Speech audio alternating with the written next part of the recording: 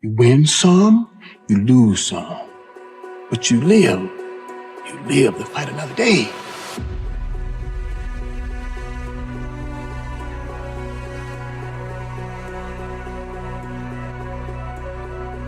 And I've always believed like I'm the Michael Jordan of this industry.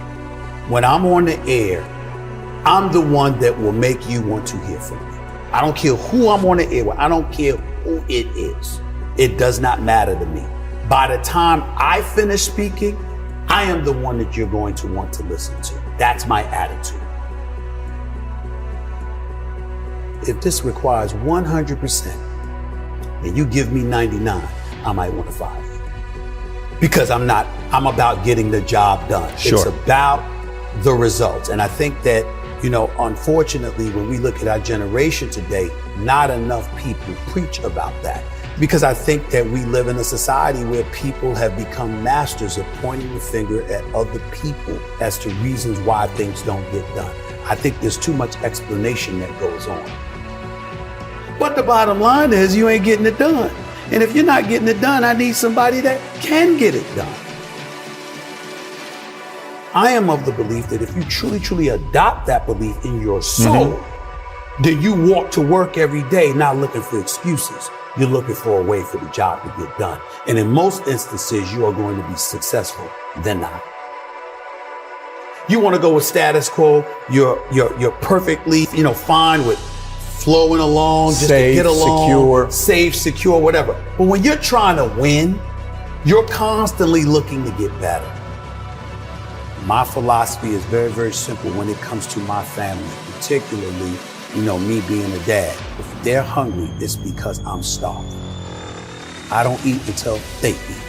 I'm not comfortable until they're comfortable. I don't have unless they have. That's the mentality, and that's the mentality that I strictly get from my mother. And so for me, having that kind of mentality, but what comes with that? What comes with that is a certain work ethic that you have to put forth, and it's a willingness to sacrifice. Am I the most disciplined person in the world? No. Am I the most meticulous person in the world, like some people would believe? No, I'm meticulous enough, and I'm disciplined enough, but I think the key thing is that the bottom line is everything. And whatever the bottom line requires is what I'm going to do. If the bottom line requires an excessive level of discipline, I'm going to do it. But to me, it's whatever the moment or the situation demands. And I'm a bottom line oriented kind of person.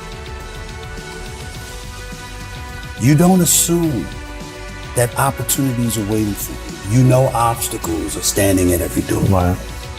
And so that challenge that you have to embrace and you have to deal with, that's hard to deal with when you have achieved.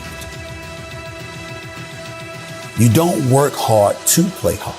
You work hard to have the ability to play when you want to. That's a good There's a difference. You handle your responsibilities first. And when you work hard and you have that sense of pride, it goes right out the window if you utilize your efforts in the wrong fashion. But when you do what's right, and it's based off of that effort that you put in, then you feel good about it because you took care of your responsibilities. Then you can go play. And I was not always confident. There's no doubt about that. I've always had my insecurities. What I firmly believed in was, as it pertained to me, was that I always worked hard. I was never lazy. I was always somebody that believed in hard work. Betting on yourself is believing in you. Knowing who you are, what you're worth, having an idea about it anyway, and willing to work towards that, to validate that reality. That's betting on yourself. It's your job. And if you can't do it, you scratch, claw, and even die trying.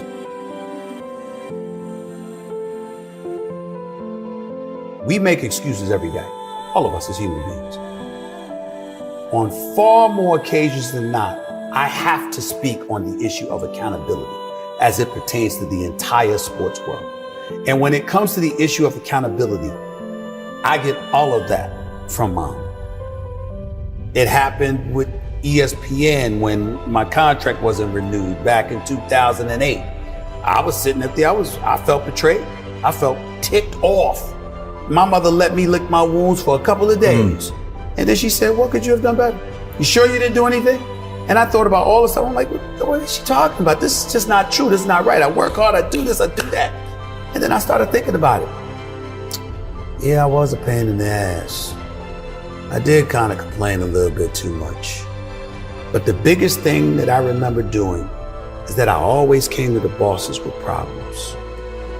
I never came to them with solutions. It was always about the problem, never the solution. And I learned when I sat back and reflected on the mistakes that I had made in my career at the time, I learned that no boss wants to talk to anybody that doesn't have solutions.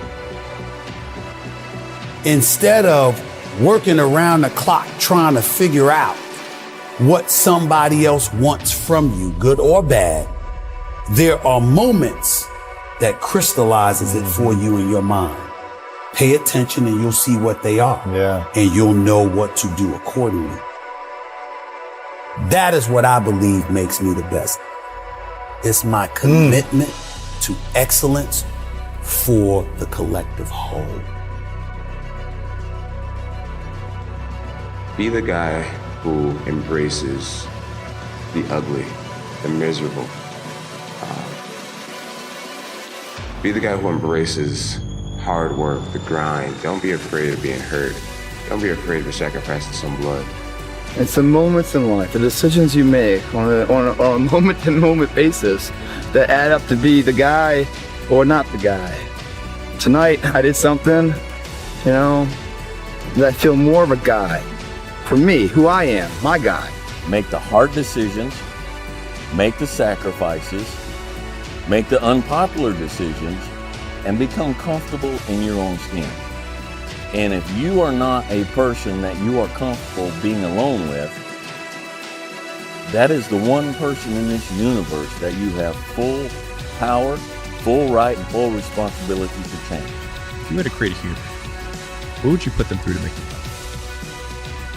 It probably wouldn't be a really chill life. What would you put them through to make them patient? You probably wouldn't give them this meeting. And so it's like we want these traits, but each of the traits has a price tag attached to it. It's just like you want to pay the price tag to get the thing.